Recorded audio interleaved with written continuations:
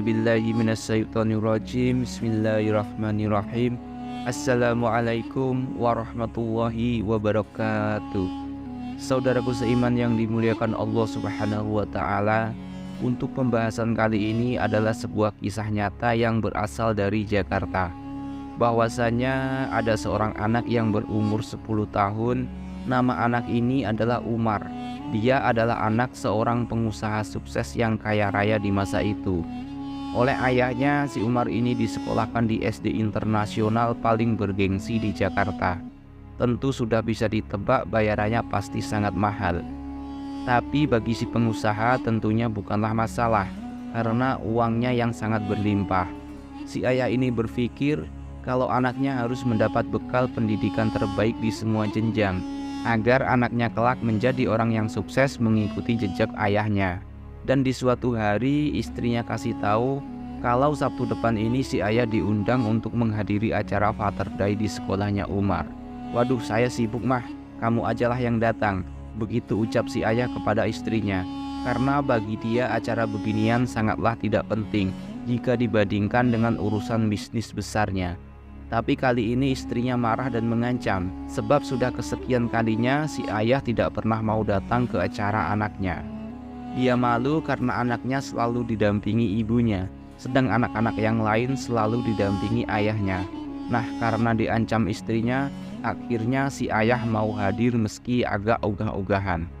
Father Day adalah acara yang dikemas khusus di mana anak-anak saling unjuk kemampuan di depan ayah-ayahnya. Karena ayah si Umar ini agak ogah-ogahan, maka dia memilih duduk di paling belakang. Sementara para ayah yang lain, terutama yang muda-muda, berebut duduk di depan agar bisa menyemangati anak-anaknya yang akan tampil di panggung. Kemudian satu persatu anak-anak menampilkan bakat dan kebolehannya masing-masing. Ada yang menyanyi, menari, membaca puisi, pantomim, ada pula yang pamerkan lukisannya, dan lain-lain. Semua mendapat aplaus yang sangat meriah ramai dari ayah-ayah mereka. Dan tibalah giliran si Umar dipanggil gurunya untuk menampilkan kebolehannya. "Miss, bolehkah saya panggil Pak Arif?" tanya si Umar kepada gurunya.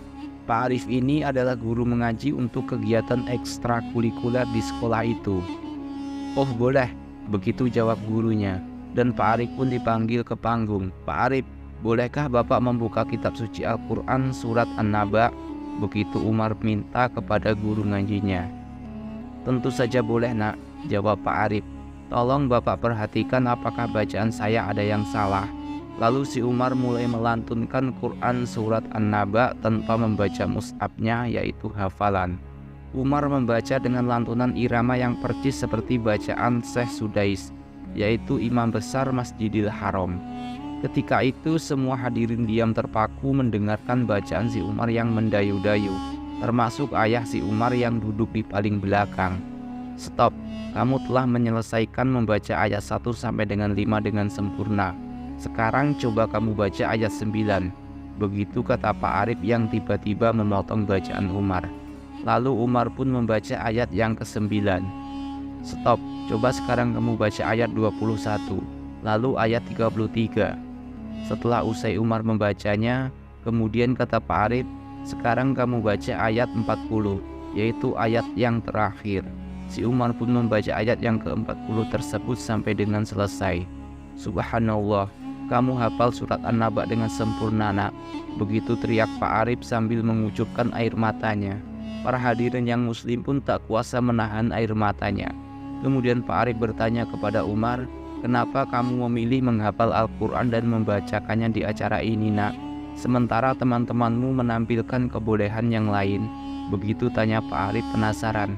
"Begini Pak Guru," Umar pun menjelaskan, "waktu saya malas mengaji dalam mengikuti pelajaran Bapak menegur saya sambil menyampaikan sabda Rasulullah SAW. Siapa yang membaca Al-Quran, mempelajarinya dan mengamalkannya, maka dipakaikan mahkota dari cahaya pada hari kiamat. Cahayanya seperti cahaya matahari, dan kedua orang tuanya dipakaikan 2 jubah kemuliaan yang tidak pernah didapatkan di dunia." Keduanya bertanya, "Mengapa kami dipakaikan jubah ini?" Dijawab, "Karena kalian berdua memerintahkan anak kalian untuk mempelajari Al-Quran." Hadis riwayat Al-Hakim. Pak Guru, saya ingin mempersembahkan jubah kemuliaan kepada ibu dan ayah saya di depan Allah di akhirat kelak, sebagai seorang anak yang berbakti kepada kedua orang tuanya. Semua orang terkesiap dan tidak bisa membendung air matanya mendengar ucapan anak berumur 10 tahun tersebut. Di tengah-tengah suasana hening, tiba-tiba terdengar teriakan, Allahu Akbar. Teriakan itu berasal dari seseorang yang lari dari belakang menuju ke panggung. Ternyata dia adalah ayah si Umar, yang dengan tergopoh-gopoh langsung menubruk sang anak, bersimpuh sambil memeluk kaki anaknya. Ampun nak, maafkan ayah yang selama ini tidak pernah memperhatikanmu, tidak pernah mendidikmu dengan ilmu agama, apalagi mengajarimu membaca Al-Quran, ucap sang ayah sambil menangis di kaki anaknya. Ayah menginginkan agar kamu sukses di dunia nak, ternyata kamu malah memikirkan kemuliaan ayah di akhirat kelak. Ayah malu nak, ujar sang ayah sambil menangis terseduh-seduh. Semua jamaah pun terpana dan juga mulai meneteskan air matanya. Di antara jamaah pun bahkan ada yang tidak bisa menyembunyikan suara isak tangisnya. Luar biasa haru.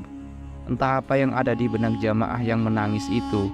Mungkin ada yang merasa berdosa karena mentelantarkan anaknya, mungkin merasa bersalah karena lalai mengajarkan agama kepada anaknya, mungkin menyesal karena tidak mengajari anaknya membaca Al-Quran, atau merasa berdosa karena malas membaca Al-Quran yang hanya tergeletak di rak bukunya.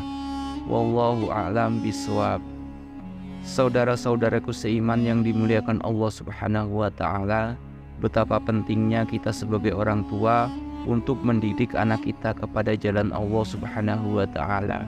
Karena anaklah yang bisa menyelamatkan kita dari api neraka, namun juga bisa karena anak kita terjerumus ke dalam neraka. Semudah-mudahnya kita mendidik anak adalah dengan cara sejak anak kita masih balita, biasakan sikap kita yang baik, tutur kata kita yang baik, tingkah laku kita yang baik, jalankan semua perintah Allah Subhanahu wa Ta'ala dan sunnah Rasulullah Shallallahu Alaihi Wasallam. Karena pada dasarnya anak pasti akan meniru apa yang orang tuanya lakukan setiap hari. Mudah-mudahan dengan sedikit kisah ini bisa menjadi pembelajaran dan bermanfaat untuk kita semua. Amin ya robbal alamin. Jika ada kesalahan saya dalam penyampaian ini, saya mohon maaf yang sedalam-dalamnya.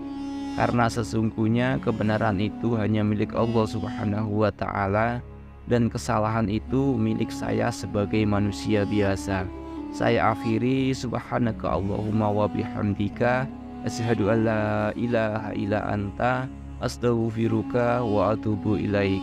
Wassalamualaikum warahmatullahi wabarakatuh.